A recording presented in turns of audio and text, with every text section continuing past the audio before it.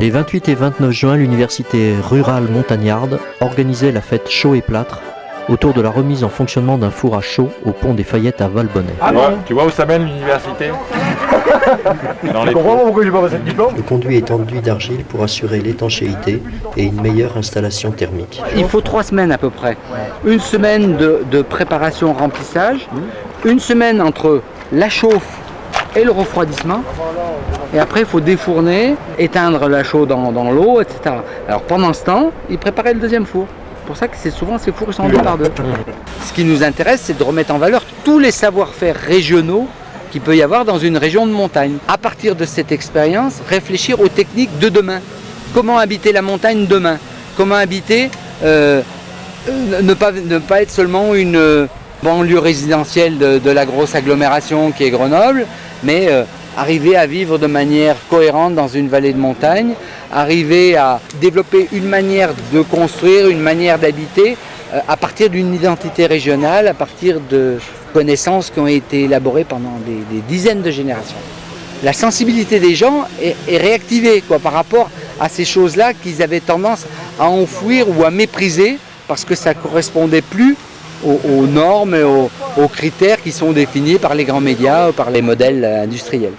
On s'aperçoit que ça intéresse beaucoup une structure comme la conservation du patrimoine de l'Isère, qui est demandeuse pour tout ce qui est entretien, rénovation du patrimoine du département, qui est demandeuse de technique.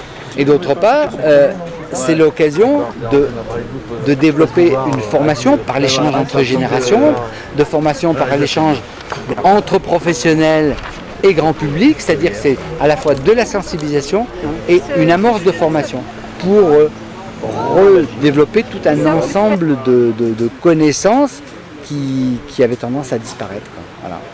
Par exemple, comme c'est là, on va mettre des combustibles dans les trous en fait. Ce qu'il y a, faut que les pierres en fait soient là avant le combustible, si tu veux. Donc on veut pas que le charbon cale les pierres. Tiens, une grosse là. Tiens. Excusez. C'est vrai que les autres étaient peut-être plus faciles à appareiller. Ah non, mais c'est pour Nicolas. Allez, je mets encore une couche et je mets du charbon.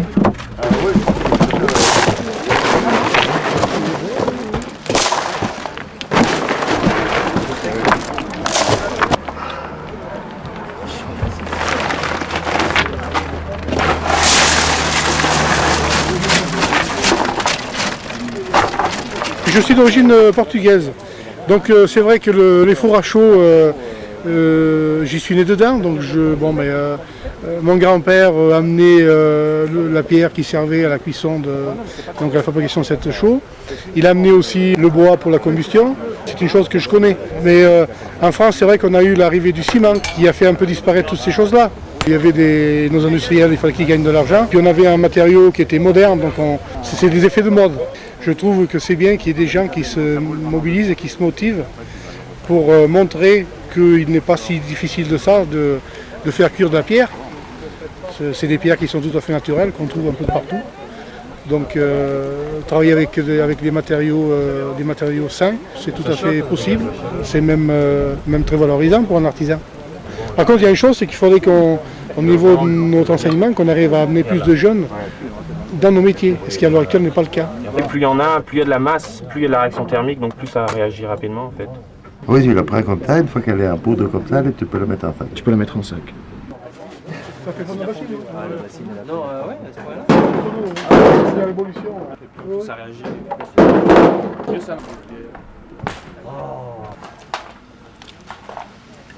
Elle commence à se... Il a fait l'ancien déjà. De formation, ouais, architecte et artisan maintenant. Et pourquoi tu as choisi d'être artisan? Pour pas faire architecte. Non, parce que c'est un métier qui me plaît. C'est intéressant, on est en contact avec les matériaux, disons qu'on a vraiment l'impression de faire quelque chose de ses mains, quoi. Pas comme derrière une planche à dessin, avec un crayon où on voit jamais les choses terminées. Là, on les pense, on les réalise et on les voit une fois qu'ils sont ici. Ça, on peut pas mettre dans une bétonnière, c'est impossible. Ce qui va se passer, c'est qu'on aura des boulettes comme ça. Pour mélanger correctement, on est obligé vraiment d'écraser, comme tu disais tout à l'heure, même de piétiner pour incorporer la chaux. Mais là, on est intéressé par celle-là parce que la chaux cuite artisanalement à basse température est intéressante pour certains enduits comme le tas de lac. Actuellement, de la chaux artisanale comme ça, on peut en trouver sur le marché. Elle vient d'Afrique du Nord, elle est repartie en Allemagne, elle redescend en France, ou alors elle vient de Grèce. La chaux qui vient du Maghreb, elle est fabriquée avec des techniques très comparables à celle-ci, et elle est transportée en camion du Maghreb en Europe. Celle-ci aurait l'avantage d'être peu transportée. Ce serait la différence.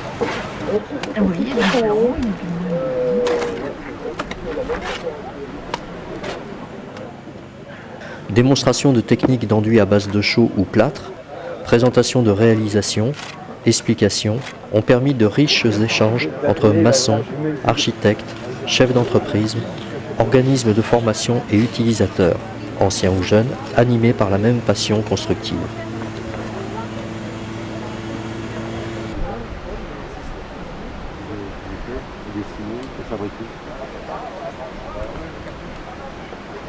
Alors les rendus différents, c'est soit des charges que j'ai rajouté, du colorant que j'ai rajouté à l'intérieur, sinon il y a du rendu naturel.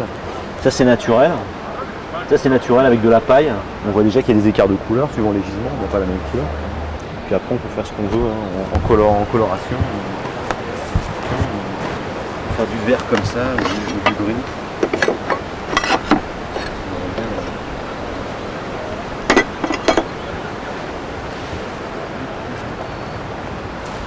Avec le plâtre, on peut vraiment ce qu'on veut.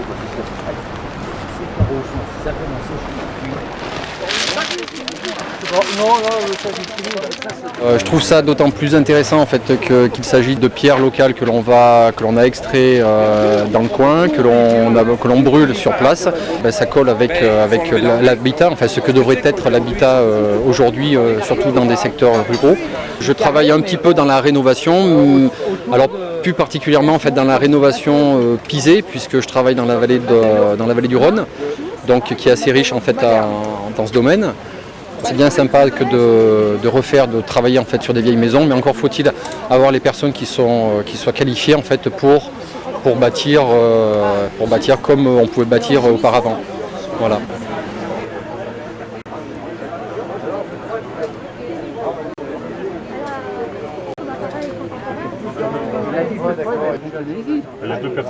Didier Migaud, député de l'Isère, venait apporter son soutien à ces journées et était convié à l'allumage solennel de la fournée. C'est vrai qu'on a beaucoup à apprendre de nos anciens, c'est des techniques qu'on avait un peu oubliées. Ça peut avoir un intérêt écologique, y compris si chacun, si tout le monde développe un peu plus cette technique, ça peut rabaisser les coûts. Parce que pour le moment, c'est vrai que c'est légèrement plus cher que les autres techniques. Mais si c'est très utilisé, bien évidemment, ça pourra baisser les coûts. En tout cas, bravo, et puis j'espère que tout ce qui a été initié pourra se développer. Merci.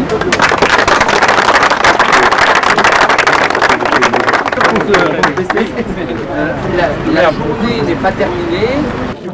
Donc il faisait une cuisson, on a retrouvé des blocs de charbon.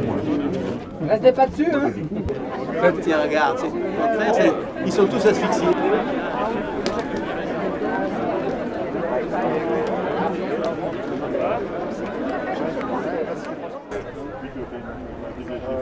Une table ronde, ouverte à tous, permit aux professionnels d'échanger leurs points de vue et de conforter leur analyse. Depuis environ 15 ans, nous travaillons avec Patrick Crébier, un formateur du GRETA, au développement de ces activités liées à la réhabilitation du patrimoine. Les enduits à base de chaux aérienne, les fresques, les moulures, les graffitos, etc. etc. L'utilisation des pigments minéraux mariés à la chaux aérienne. Il existe véritablement un engouement par rapport à ces techniques-là. Souvent, quand on parle de réhabilitation du patrimoine, qu'on parle de badigeon, qu'on parle de patine, qu'on parle d'enduit plâtre ciré ou de ces types de techniques, eh bien on voit que les gens s'éveillent parce qu'ils ont envie de retrouver ce caractère ancien. Nous nous intéressons à deux grands problèmes, c'est la préservation du patrimoine, premier problème. Autre problème qui est souvent lié à cette préservation du patrimoine, c'est aussi la notion de qualité environnementale. Les anciens, quand ils construisaient, généralement, la la bâtisse était saine, ça se passait assez bien. Ce qui guette, le danger qui guette l'artisan, c'est qu'il ne devienne à un moment qu'applicateur de produits. Et l'artisan du bâtiment a tout intérêt à se réapproprier la science, la connaissance. Il utilisera naturellement des produits industriels, des produits prêts à l'emploi, mais au moins qu'il se réapproprie sa culture. Il va falloir effectivement que je vais le dire très brutalement, que je me débarrasse de 50 ans de culture mortier de ciment. Peut-être que la chaux, si les gens aujourd'hui ont cet engouement, là, comme disait tout à l'heure Thierry Casanova, c'est peut-être effectivement en fait, une recherche d'identité, c'est-à-dire que c'est quelque chose, ce sont des produits qu'ils ont pu voir appliqués dans les maisons de leurs aïeux et qu'ils aspirent peut-être à retrouver. Aujourd'hui, on est dans une autre logique, on est dans la logique effectivement industrielle et où on impose finalement un mode de conception, où on impose des matériaux et je crois que enfin, l'ensemble des gens ne s'y retrouvent pas. Si on a choisi de devenir maçon après des études longues, on a passé un diplôme d'architecte, c'est parce que c'est un métier qui donne du plaisir, même si c'est très dur, même si on patauge dans la boue la moitié de l'hiver et qu'effectivement on travaille sous les intempéries, il n'y a pas d'intempéries pour nous, il n'y a pas d'arrêt pour intempéries, mais quand on en a bavé pendant quelques mois, ou des fois quelques semaines pour des chantiers plus courts, on a un résultat qui donne du plaisir. Et ça, le plaisir au travail, plus personne n'y croit. Voilà. J'aurais aimé amener un petit témoignage à ce propos-là au niveau du plaisir. Nous avons mis en œuvre au sein du Greta une formation orientée sur la réhabilitation patrimoine, bien entendu. J'ai vu travailler ces personnes qui étaient là, ils travaillaient 10-11 heures par jour et ils se sont fait un plaisir. Donc, pour dire aussi qu'au niveau de la formation continue, éducation nationale, on se met aussi en route pour montrer qu'il y a des gens qui aiment le bâtiment et qui sont prêts à s'investir et qui sont prêts à transmettre quelque chose.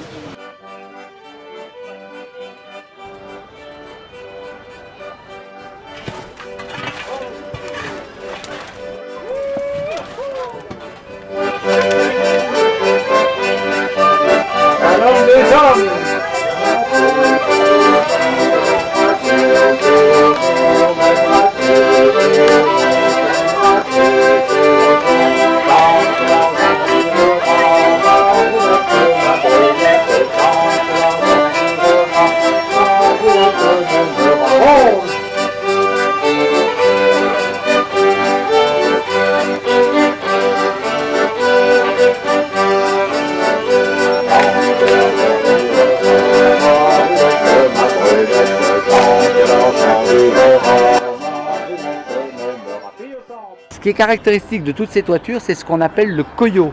Le coyot, c'est le fait que le bas de la pente de la toiture change. Vous voyez, entre la pente la plus forte de la partie haute et la pente de la partie au-dessus du mur d'extérieur, la pente diminue un peu. Le dimanche, visite du village de Valbonnet avec un œil professionnel pour les uns ou fraîchement éduqué. Sur le mur de pignon de cette maison, il y a deux détails importants qu'on peut remarquer.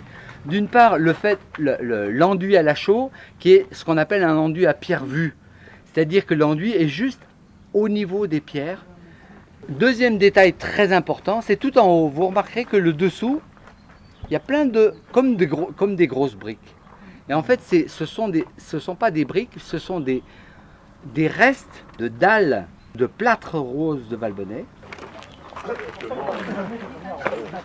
Actuellement, on aimerait d'un seul coup de... Donc c'est une chaux du commerce, simplement qu'il y a des additifs pour la colorer. C'est-à-dire que c'est pas tout à fait un colorant naturel, mais disons que ça s'approche. Et pour l'instant, c'est peut-être un petit peu cru, mais c'est bon, ça se patine voilà. avec le voilà, le vieillissement. Voilà. Ah ben il y a... C'est dans le prière, c'est possible. Oui, c'est moulé, oui. On dirait que ça doit être moulé. Oui, mais je pense qu'il devait faire des... Ouais. Maintenant, je viens de se faire acheter par Sartreville, alors bon, aujourd'hui, il est... C'est plus Balthazar. C'est toujours Balthazar. La chaux, de toute manière, la chaux, dans le temps, on l'a passé dans les écuries. Hein. De toute manière, c'était plus infecté déjà. Alors, le problème de la chaux, déjà, de toute manière, vous avez plus de... beaucoup moins d'araignées, de mouches, de tout ce qui est insectes de toute manière, ce genre-là. Hein, et dans le bâtiment? Ben, dans le bâtiment, de toute manière, il faut prendre la chaux aérienne, hein, la chaux qui prend un calaire, disons. prend pas l'humidité justement. La durabilité, si c'est bien fait, et vous avez les Égyptiens de toute manière en ont bâti, vous voyez, vu que ça existe. Alors. Très éparpillé, hein. Oui. Non, et puis je crois qu'on peut balance, quoi. Ouais, 15 jours d'avance. Et enfin, visite et hommage à la gîte. Au départ, c'est une roche sédimentaire. Donc, à cette époque, ça se formait au fond des lagunes, dans les zones lagunaires. Quand la mer était haute, elle envahissait la lagune. Quand elle se retirait, l'eau de la lagune s'évaporait et le dépôt se faisait au fond, et on le voit par les stries. En fait, c'est un sulfate de calcium, alors que la chaux, c'est un carbonate de calcium.